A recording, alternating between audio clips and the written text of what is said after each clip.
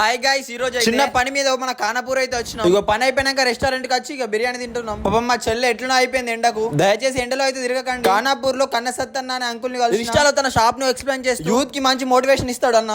తమ్ముని వీడియోస్ అయితే ఖచ్చితంగా నేను చూస్తా, నాతో పాటు మా మేడం చూస్తుంది. నేను మా మేడం చూసిన తర్వాత నిద్రపోతుంది రోజు. కాబట్టి తమ్ముడు రోజు రోజు బాగా డెవలప్ కావాలని దేవుని కోరుకుంటున్నా.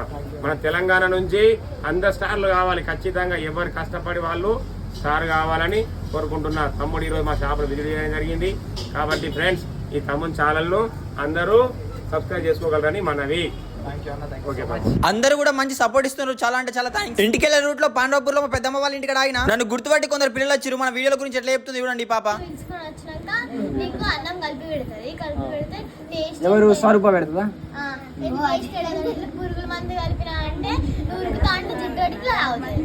అవునా, బాగుంది అది.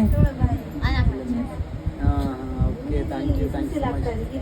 మరి మిమ్మల్ని మా ఇంటికి తీసుకెళ్తాం.